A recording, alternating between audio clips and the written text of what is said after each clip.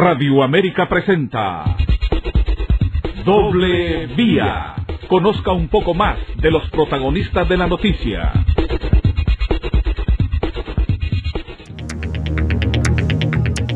Saludos amigos, muy buenas tardes, gracias por sintonizarnos aquí en el programa Doble Vía en Radio América. Estamos siempre en el análisis porque es muy poco lo que falta ya para el proceso electoral y nos guste o no, este es el tema que va a acaparar.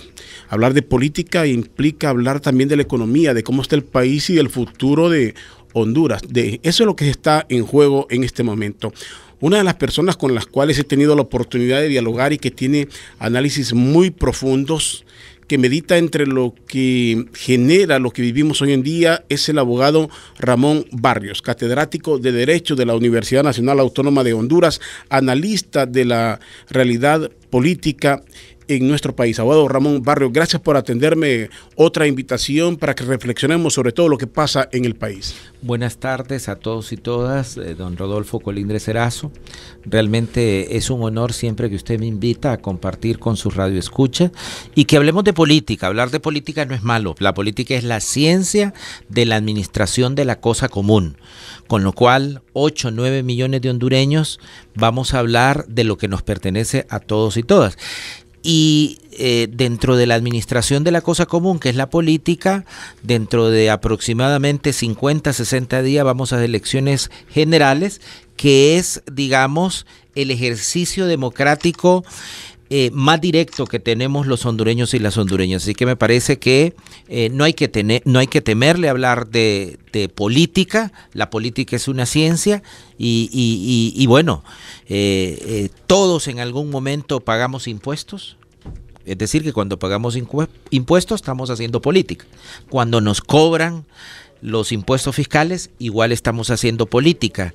Cuando protestamos porque el gobierno no nos da un servicio público eficiente, estamos haciendo política. Así que no hay que temerle a hablar de política.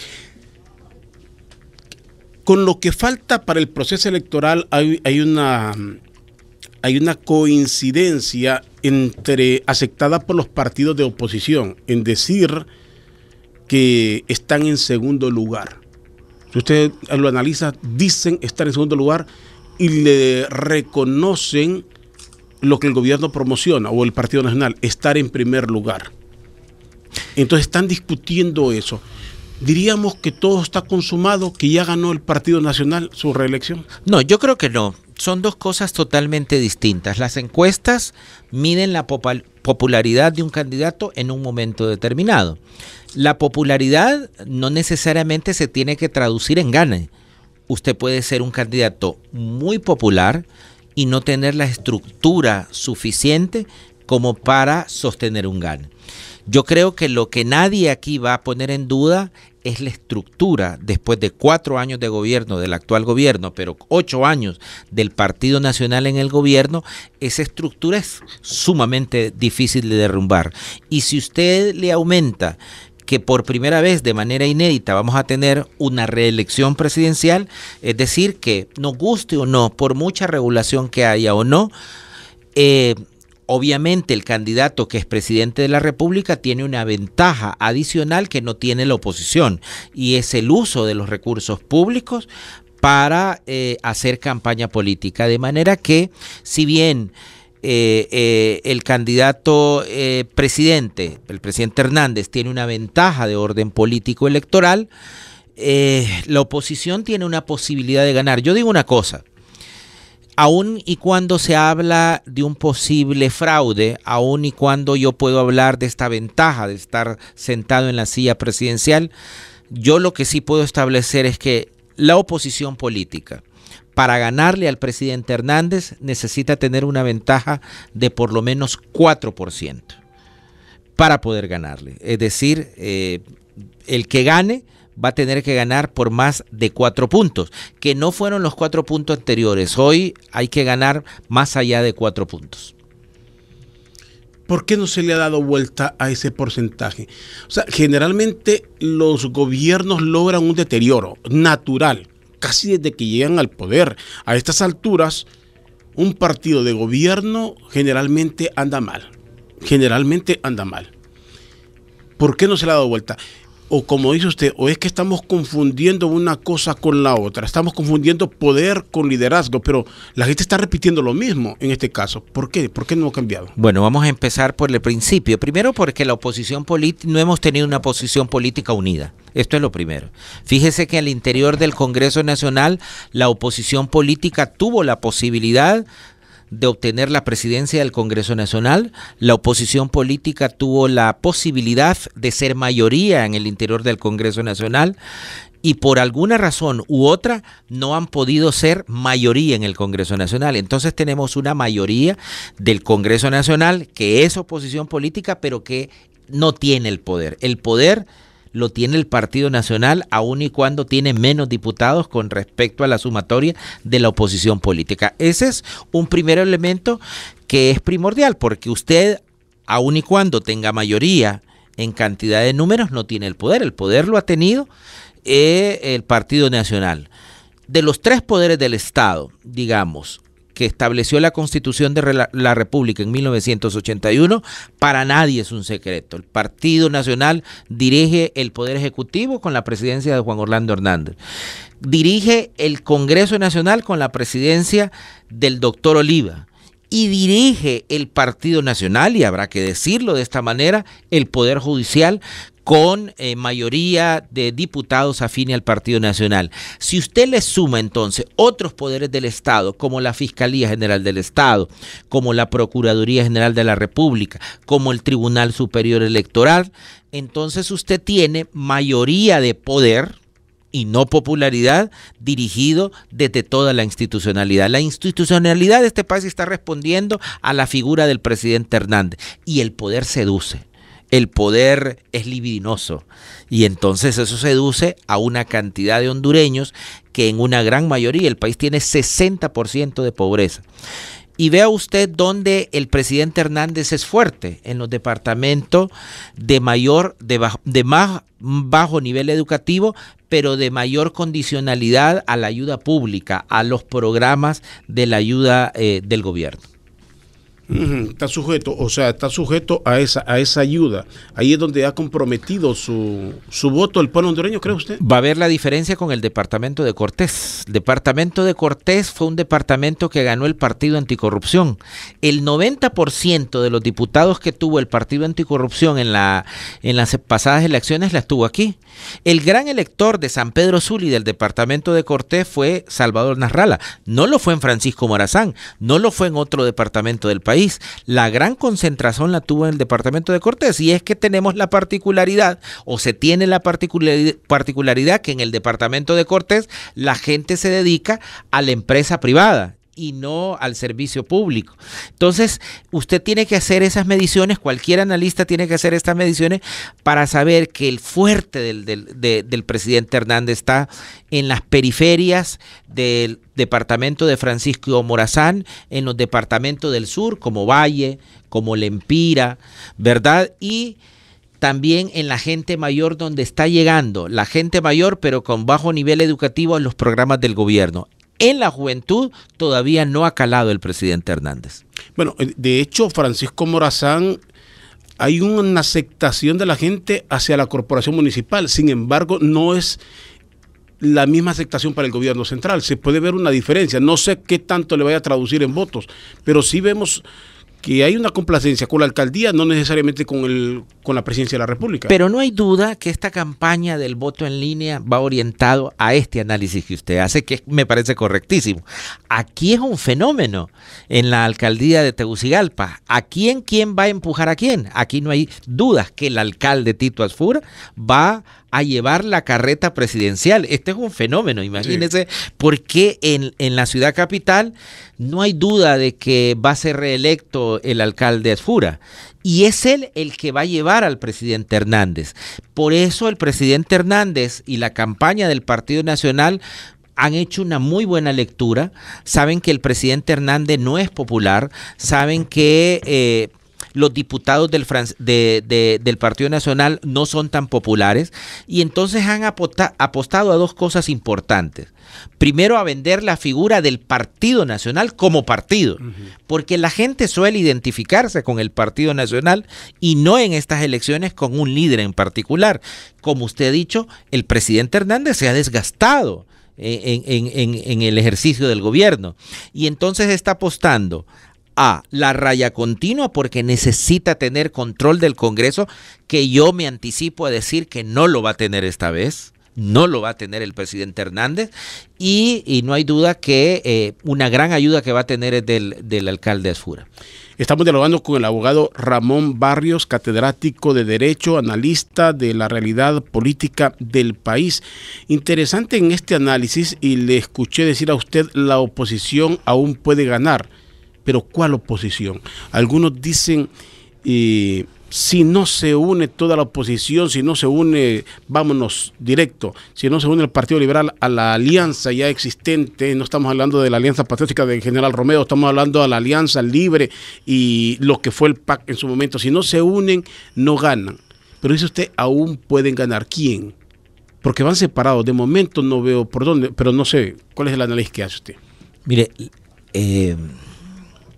no hay duda que para la alianza lo ideal sería y sellaran una victoria si el Partido Liberal y su candidato Zelaya se unieran a la alianza que ya tiene el Partido Libertad y Refundación con el ingeniero Salvador Nasralla. Diríamos que para la alianza de oposición este sería el escenario ideal, que en estos 40, 50 días que quedan, que para efecto de una alianza ya no son 40, 50 días, ya queda menos de 15 días. Es decir, que si en los próximos 15 días no se desalianza, ya tenemos que dejar de analizar una unión del Partido Liberal y del candidato Zelaya a la unión de Libertad y Refundación con el presidente, con Salvador Nasralla. Hasta el momento, lo interrumpo, ¿utópico eso o real?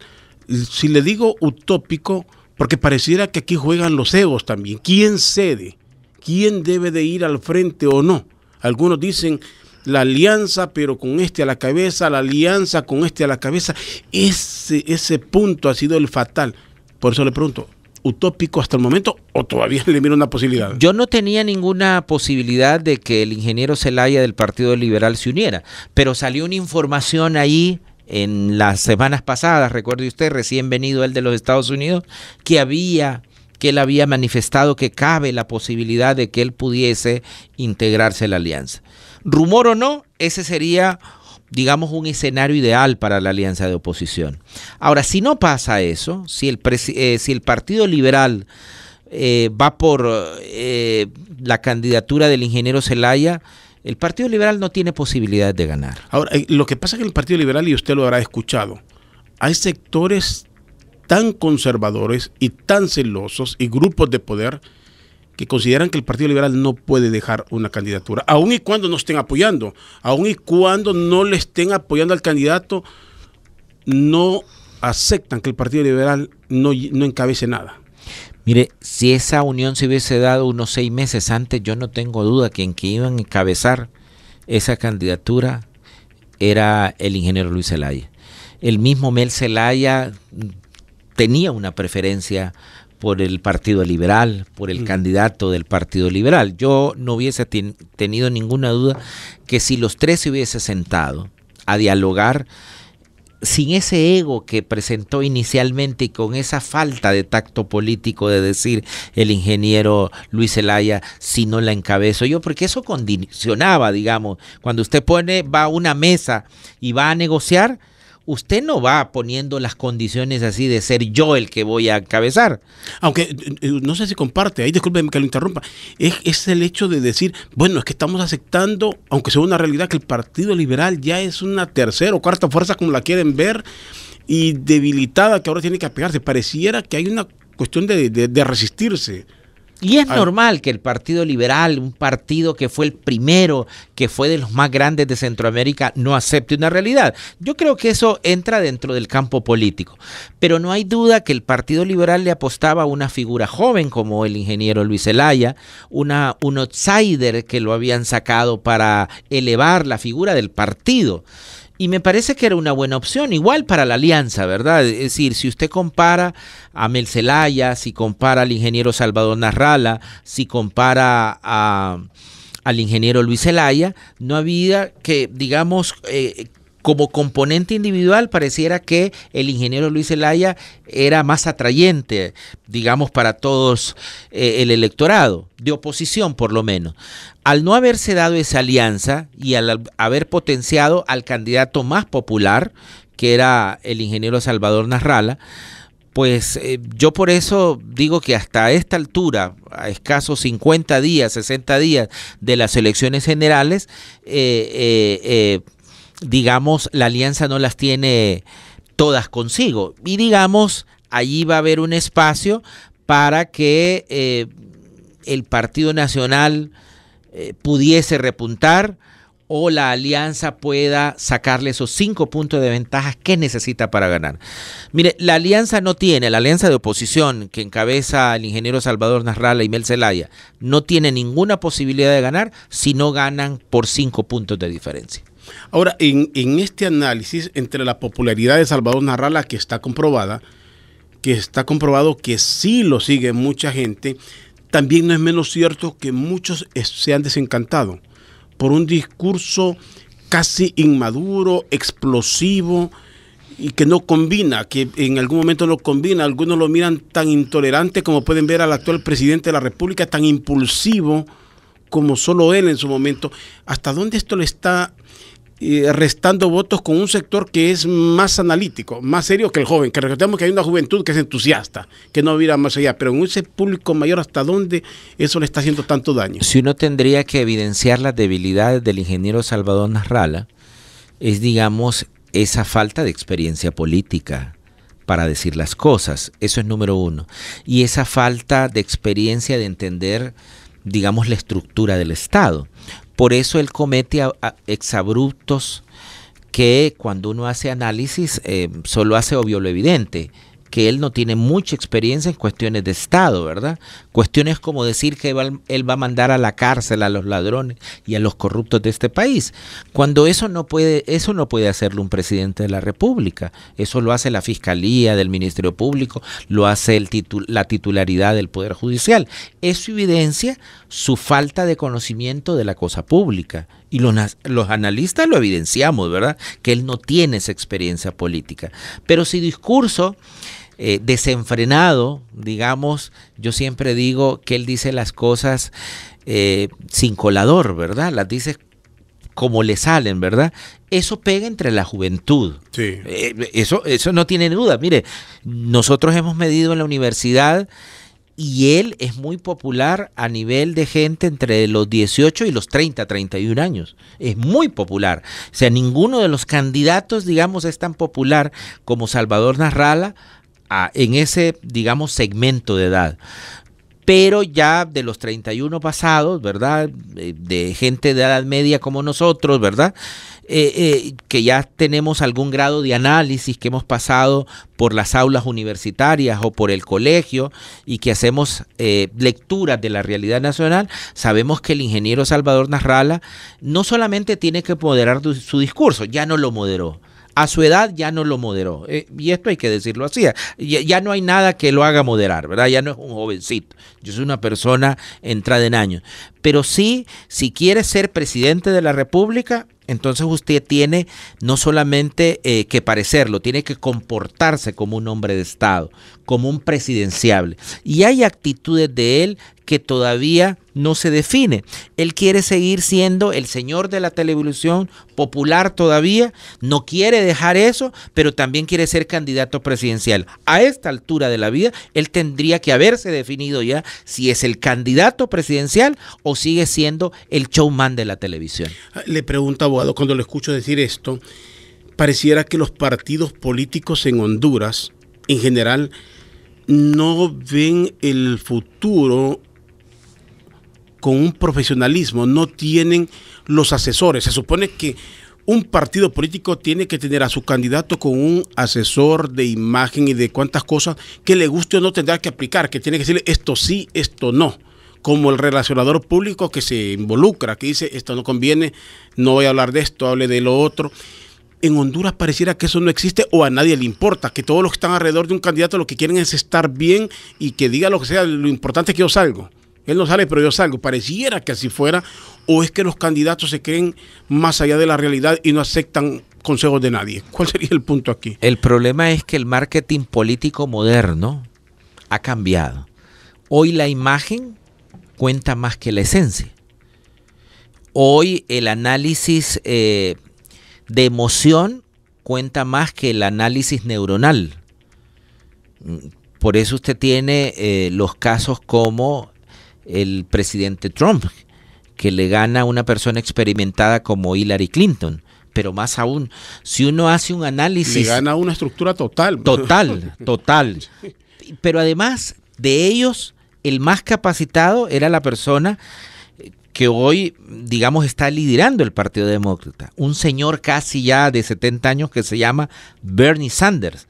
Digamos, si usted hace un análisis en la parte académica, el candidato más completo en los Estados Unidos era el candidato Bernie Sanders, que además fue un fenómeno, porque el 78% de la juventud votó por Bernie Sanders, no votó ni por Hillary Clinton, ni votó por Donald Trump. Entonces igual pasa en nuestro país, ¿no?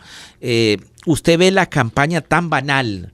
Dígame quién de los candidatos en este momento se ha sentado seriamente y le ha dicho al país que el país tiene 60% de pobreza, que el país tiene 20% de extrema pobreza y cómo va a combatir la pobreza en este país, cómo va a combatir el desempleo de este país, cómo va a combatir la delincuencia de este país, sin apelar a las emociones, sin apelar a otras cuestiones que me parecen de puro marketing político.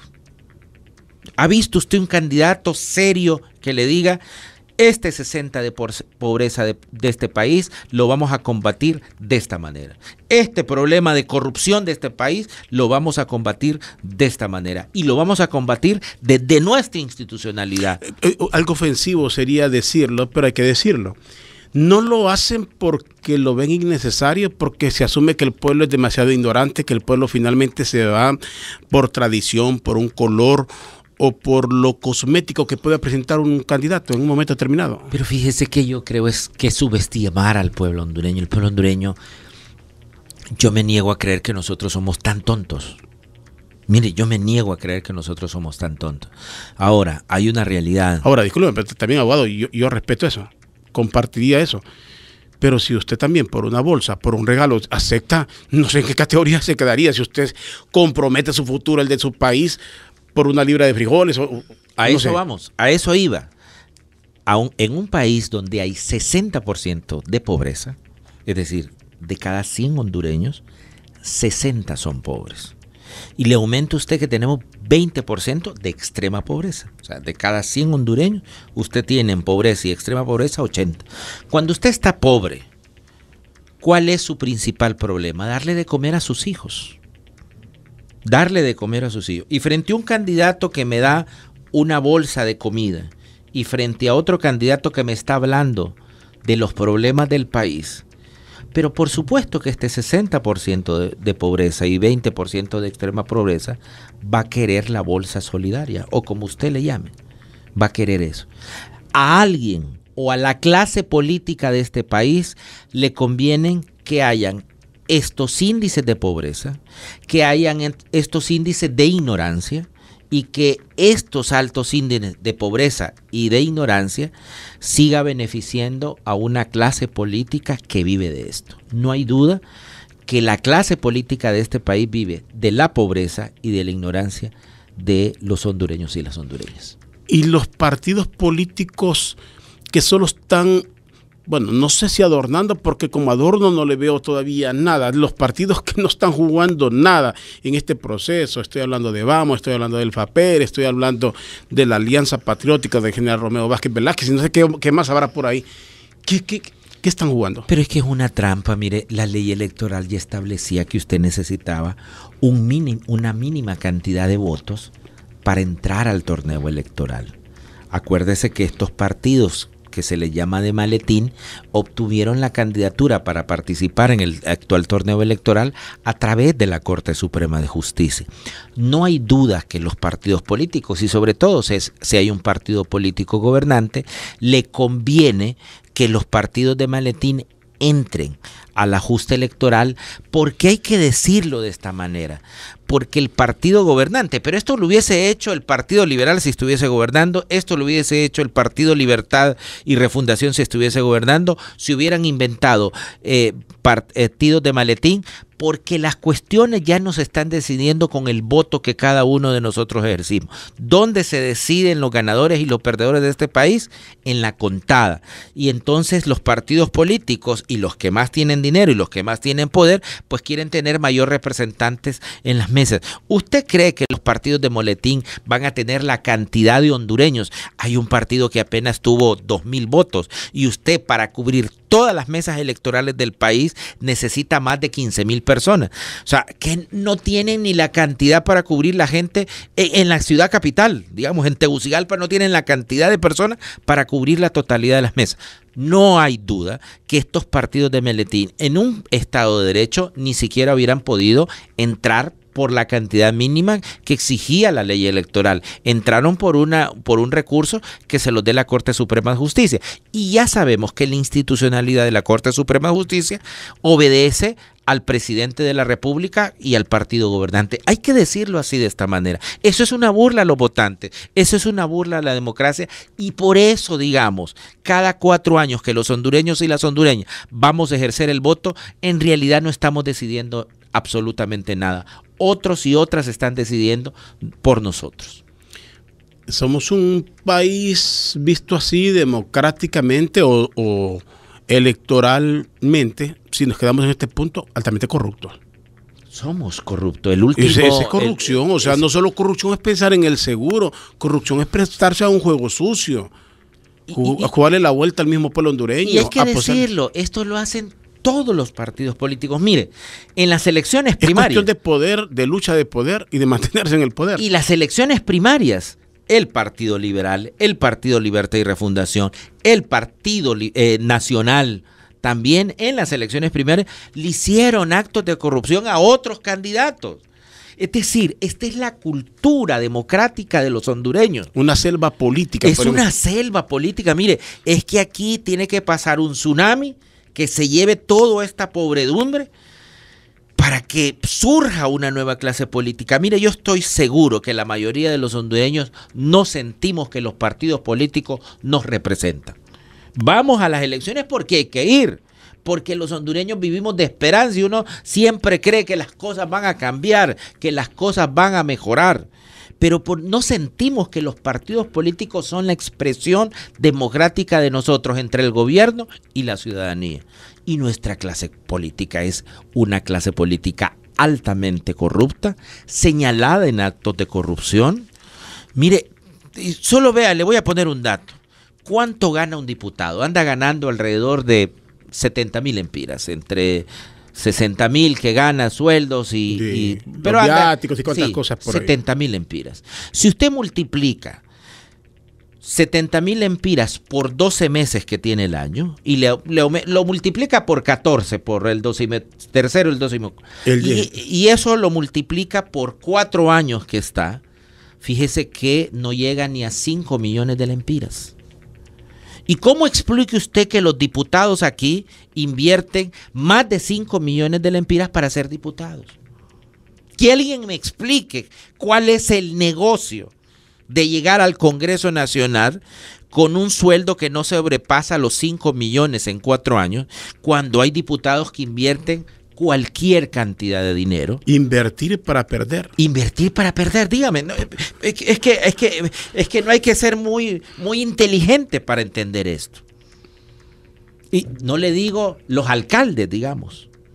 No le digo los alcaldes. ¿Cuánto invierten los alcaldes para llegar a ser alcaldes? Y usted vuelve a ser. Mire, si es que aquí.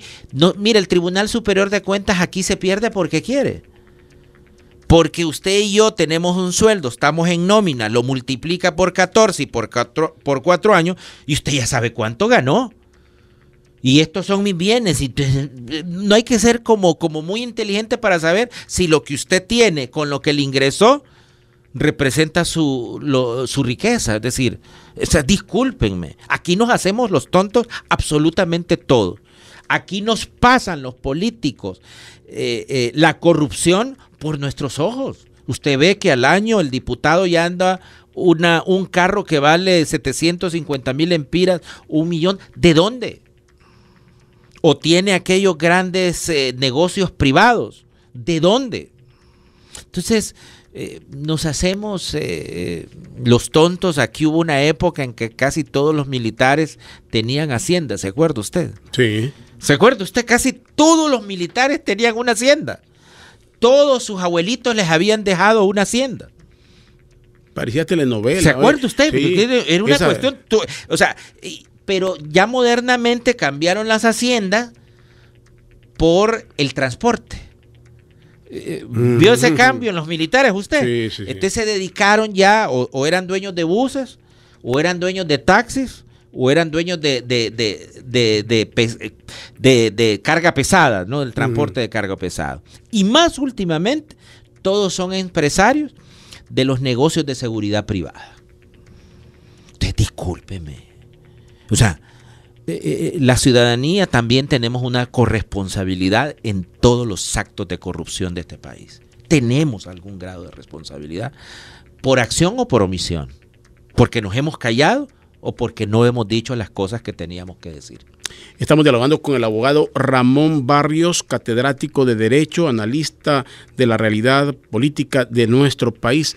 Abogado Barrios, hablando de todo esto, del proceso electoral, hemos visto en estos días atrás,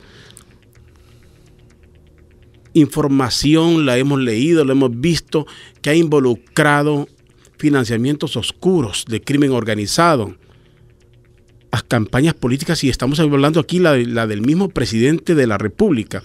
Hechos que son escandalosos por donde los mires, son escandalosos, pero que en Honduras, gracias al fútbol, porque está la euforia, hemos pasado la euforia desde si mundial o no mundial, partido un fin de semana, en Costa Rica, partida a mediados de semana en San Pedro Sula, y todo eso logra, para beneficio del gobierno, del Partido Nacional, opacar.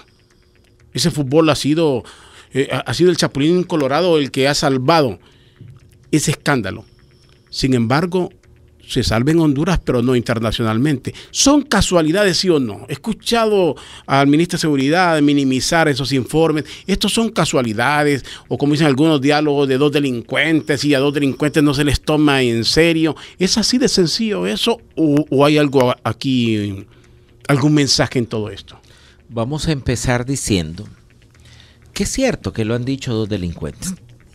Digamos que esto es cierto. Pero se lo dijeron al sistema de justicia de los Estados Unidos. Los jueces, para condenar a una persona, aunque sea un delincuente, aunque sea un soplón, aunque entregue a otras personas, deben valorar lo que dicen.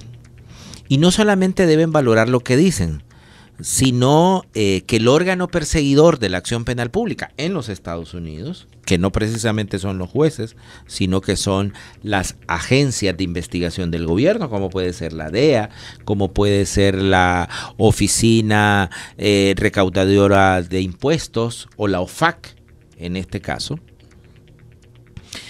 los dichos de una persona que está negociando una pena con el sistema de justicia en los Estados Unidos, pues tiene que ser comprobado. Igual que acá lo hacemos en Honduras. Es decir, que aunque los cachiros o los que hayan dicho cualquier cuestión hayan señalado hechos concretos de financiamiento de políticos en Honduras, deben de aportar las pruebas de los que dicen. Es decir, yo no voy a negociar en los Estados Unidos una pena diciendo, es que yo le di dinero a Juan Martínez en Honduras. Bueno, pruébeme de alguna manera que usted le ha entregado este dinero a Juan Martín.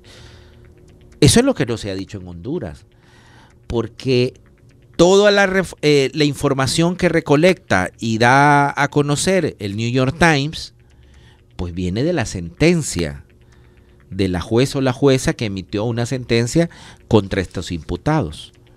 Entonces me parece que mal hace el gobierno en minimizar una información que cuando le conviene, cuando lo dice Standard & Poor's de los Estados Unidos, entonces hago algarabía y digo, qué bien, mire lo que dice Standard & Poor's, cómo hemos crecido en la economía. Pero cuando lo dice el New York Times, como no me conviene la información, entonces la minimizo, hago como los gatos, meto la basura debajo de la alfombra. Yo he escuchado cuestiones tan insignificantes, cosas tan ridículas en una defensa absurda, minimizar el New York Times. Casi ubicarlo en el plano de un panfleto de no sé qué. O sea, hemos perdido la dimensión de qué medio está haciendo una publicación. Y mire, a mí me da pena el papel que hace la muchacha que firma seguramente el comunicado del gobierno, ¿verdad? Porque lo que exhibe es una gran ignorancia de comunicación y de desconocer quién es el New York Times a nivel mundial. Premio de varios premios Pulitzer. Sí. A nivel mundial. Entonces me parece, mire, y además yo le voy a decir algo. Un diario de Honduras lo conocemos los hondureños, el New York Times lo conoce el mundo. Lo conoce el mundo, así es. Lo conoce el mundo. Y a ese nivel, el New York Times no se va a aligerar desde la edición a autorizarle a uno de sus periodistas publicar algo si no está sustentado. Mire, tan sencillo como el gobierno, porque si es mentira no demanda al New York Times y no está seguro esa demanda, pues es mentira. Mire, y voy a hacer una cuestión. Perdóneme, quiero ver eso.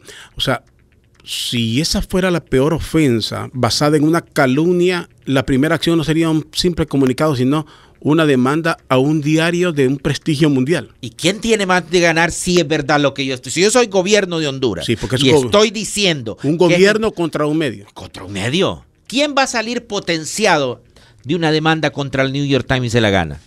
Es el gobierno. ¿Por qué tengo que hacerlo? Si está segura esa demanda, ¿por qué no me tiro? Mire, voy a hacerle de abogado del diablo.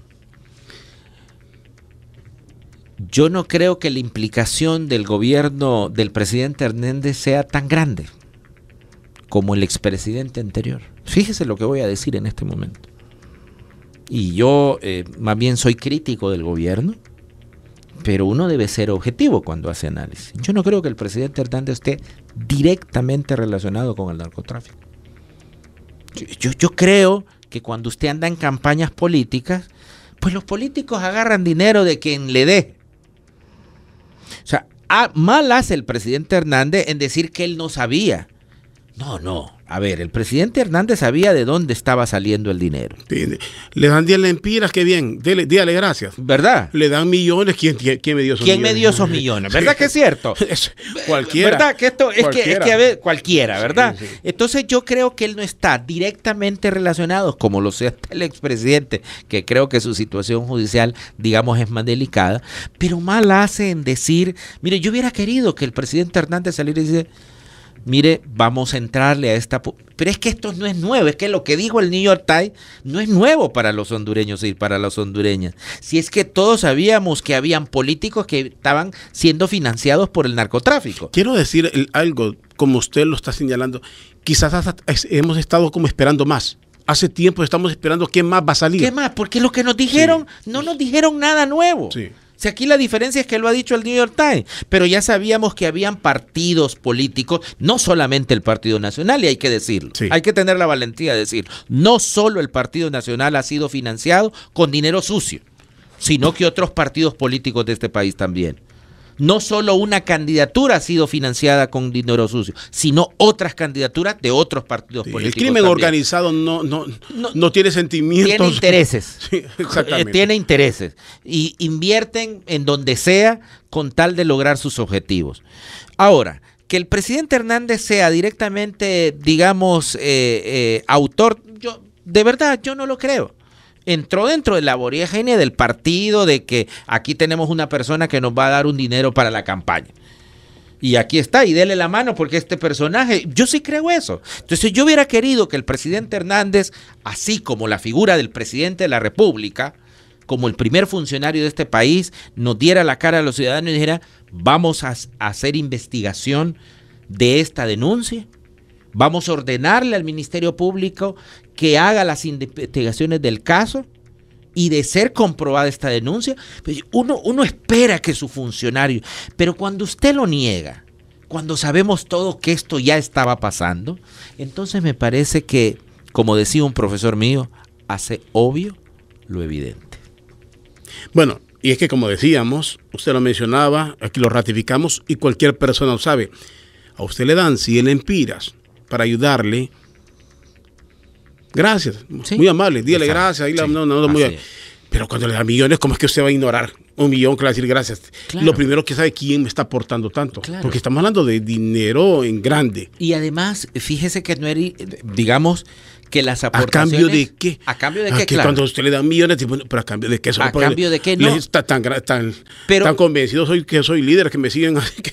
Pero además, no había legislación que impidiera esas grandes donaciones. Hoy sí.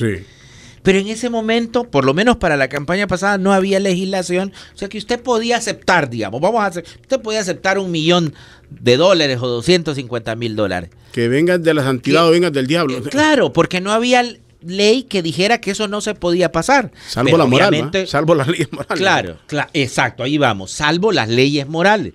Es decir, como usted dice, bueno, ¿a cambio de qué? ¿Usted me va a dar $300,000 o $500,000 a mi campaña? No hay cena gratis. No hay cena gratis. Ningún empresario privado de este país que aporta dinero a las campañas de los partidos políticos la da para una obra social. La da esperando que ese partido político en el poder le retribuya esa inversión que ha hecho, porque lo que hacen los empresarios es una inversión que se traduzca en algún beneficio para él o para su empresa. No hace donación, hace inversión. Hace inversión. ¿Estamos de acuerdo? Hacen inversión. Sí. Entonces, por favor, es decir, no solamente, si los empresarios privados hacen eso, el crimen organizado también hace lo mismo. Ahora, hablemos hipotéticamente qué va a pasar. El tiempo va a diluir, fue la semana anterior, ya pasó, la gente habló, entre tantos temas, parte sin novedad, o podría tener algo más. Podría venirse algo más hacia futuro. Como usted dijo, no nos dijeron nada que no supiéramos. Estamos esperando algo más. Yo sé que la sociedad hondureña, los ciudadanos y los ciudadanos, estamos esperando algo más. Si ese algo más... Perdóneme, abogado. ¿Y habrá alguien interesado en que un diario de tanto prestigio y de circulación mundial saque eso?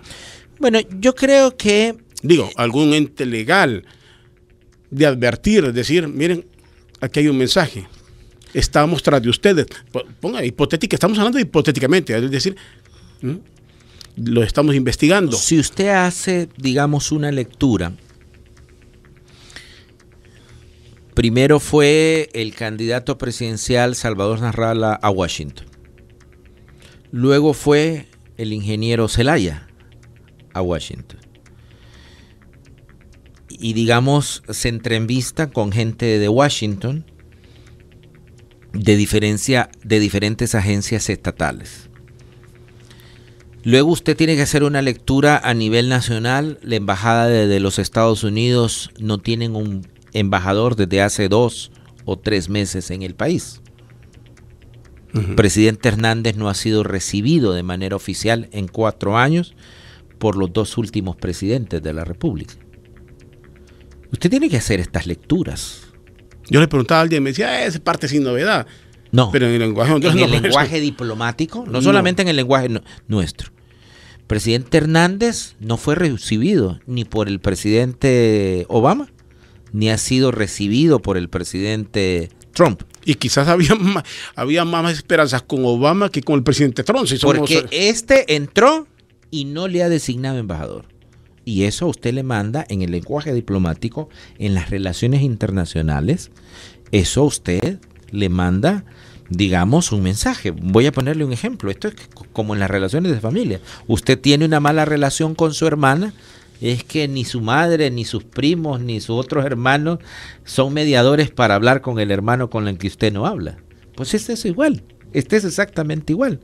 El embajador Trump, a través del Departamento de Estado, a no tener su voz, porque el embajador es la voz del presidente de los Estados Unidos, lo que le está mandando es: no hay un diálogo fluido entre usted y yo, presidente. Hay algo que no se puede ignorar, es que los presidentes en general y de los Estados Unidos, y vamos a hablar en particular, son gente bien informada. Y no es que tengan todo el tiempo del mundo para sentarse a leer todos los periódicos sabidos y para ver, es que les llega la información y los resúmenes saben lo que sucede en cada uno de los países, no, saben lo que quieren. Pero es que además las embajadas de los estados tienen un personal muy bien calificado. No mandan políticas como nosotros. Es que nosotros, el problema no es que ese es el papel de las embajadas. Es decir, nosotros tendríamos que tener que nuestro embajador de España en este momento nos esté diciendo al gobierno de Honduras cómo está la situación en Cataluña, porque además es que nosotros casi tenemos 40.000 hondureños en todo Cataluña, y cómo va el proceso secesionista para entender qué va a pasar con los 40.000 hondureños. Yo no sé si esa información la tiene el gobierno de Honduras de manera así, porque si lo que mandamos son los hijos de los políticos, y si mandamos 2 muchachitos ricos que vayan a estudiar en Barcelona porque son el hijo del ministro tal o el hijo del amigo acá, ¿qué análisis político, qué análisis de la realidad van a hacer? Entonces, la información que va a tener el gobierno hondureño no es como la información de un especialista. Un especialista, un profesional que son los ojos y los oídos en el exterior. Esas son nuestras embajadas. Pero dígame usted, ¿para qué ha servido nuestras embajadas? ¿Para colocar a los hijos de la gente influyente de este país o para que nuestros funcionarios se vayan a orinar a las plazas públicas de los otros países? ¿O para que beban hasta más no poder? Lamentablemente hay que decirlo de esta manera. Y si no, mira, ¿por qué nuestros embajadores luego no pasan a ocupar, como otros funcionarios diplomáticos, las grandes agencias encargadas a nivel internacional? Honduras nunca ha tenido, digamos, un secretario general de la OEA, un secretario general de la ONU. No reclutan personal de Honduras. ¿Se fija usted que las grandes agencias no reclutan personal de Honduras? Sí. Eso significa que nuestro personal diplomático, salvo raras excepciones, pues no tenemos gente que dé la talla. Diplomáticos de carrera, sino a la carrera. A la carrera seguramente, ¿Las tiene todas el Partido Nacional? Si vamos a completar, no. De momento, ¿seguiremos en una incertidumbre política en el país? Yo creo que el Partido Nacional tiene las estructuras, después de 4 años de gobierno tiene la estructura montada.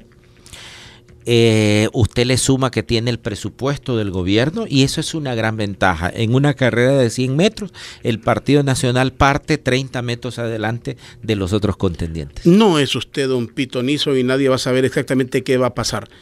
Si pasa el proceso electoral, si el Partido Nacional logra su proyecto reeleccionista, ¿qué? ¿Qué va a pasar en el país?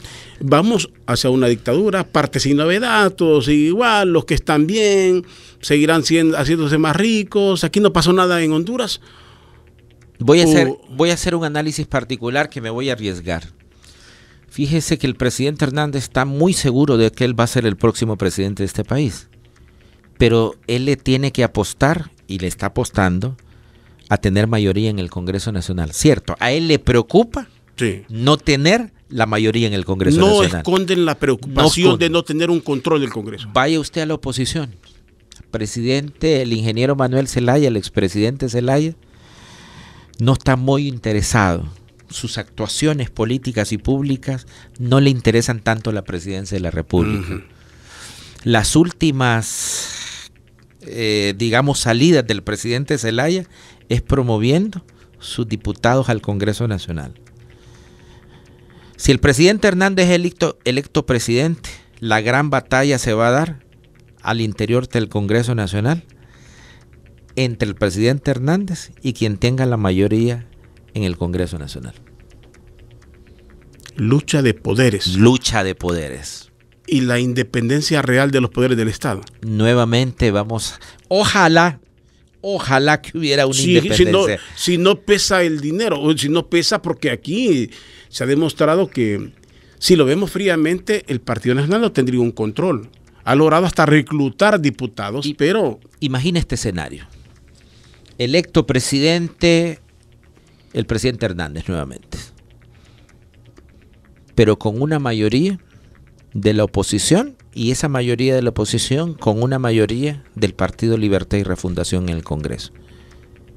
¿Quiénes van a negociar el futuro de este país? El presidente Mel Zelaya y el presidente Hernández.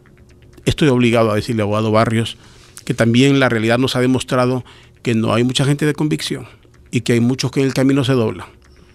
Individualmente el poder puede comenzar a reclutar gente y ¿se ha visto? Eso se ha visto en el mismo partido Libertad y Refundación. ¿Se ha visto? No, por supuesto. Si fueron más de 7, 8 diputados. Gente clave que se consideraba de la línea dura terminan siendo casi activistas de gobierno. Pero no hay duda que en las elecciones primarias se dio un fenómeno al interior del Partido Libertad y Refundación. El 95% de los candidatos a diputados pertenecen a una sola corriente del Partido Libertad y Refundación, a la corriente del 28 de junio. Y la corriente del 28 de junio es la corriente del expresidente Zelaya. Por eso le decía yo que si el Partido Libertad y Refundación logra colocar a la mayoría de los diputados en la oposición, quien va a tener el control político del Congreso Nacional va a ser el expresidente Zelaya. Y eso será una catástrofe. Usted ha escuchado, todo lo hemos escuchado en Honduras, por la gobernabilidad. Y le dirá a cualquiera, eso no es bueno para la gobernabilidad. De hecho, aquí tuvimos una, como dicen, una hemorragia de leyes, porque por la gobernabilidad había que tomar tantas precauciones porque venía una oposición y que era necesario atender. ¿Eso es bueno o es malo para el país finalmente? El problema es que la palabra gobernabilidad es buena. Lo que pasa es que aquí hemos entendido gobernabilidad como el reparto de chambas o el reparto del poder político.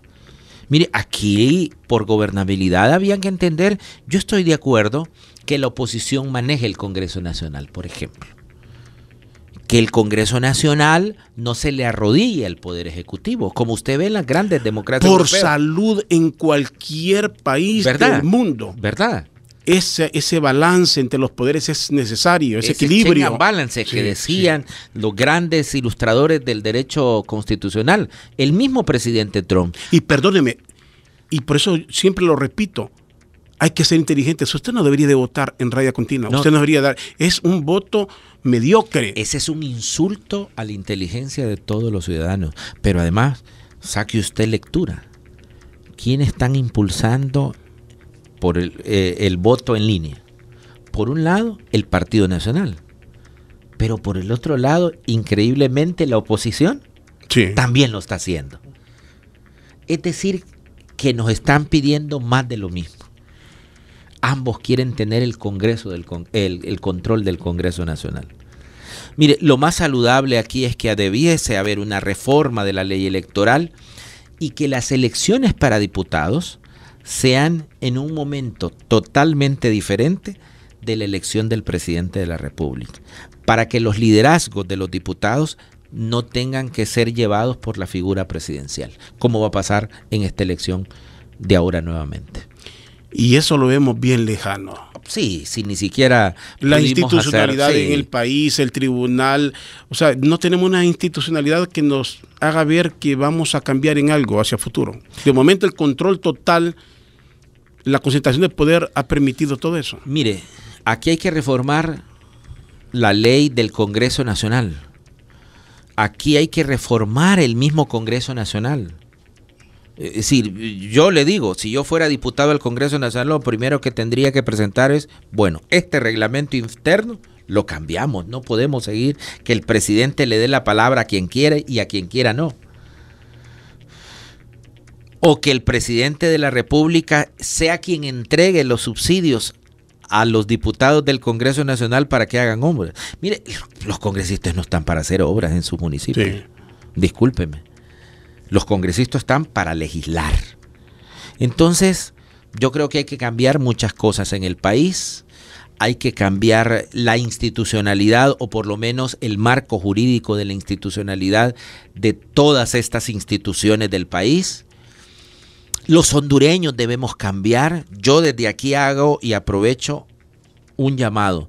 no a la raya continua, no a elegir tampoco diputados de la oposición de un solo partido político. Voto inteligente. Voto inteligente. Y creo que hay buenos hondureños y hondureñas en todos los partidos políticos. Y cerramos con esto, abogado. ¿Hay que ir a votar o hay que ser indiferente? Porque hay gente que dice, a mí no me importa, es lo mismo, yo no voy a votar. ¿Hay que ir o no hay que ir a votar? Yo voy a ir a votar porque es mi derecho votar. Luego que hagan con mi voto, eso es otra cuestión. Pero después del 26 de noviembre, solo los que votemos vamos a tener el derecho ganado de poder criticar o poder, digamos, alabar a los políticos y las acciones de gobierno.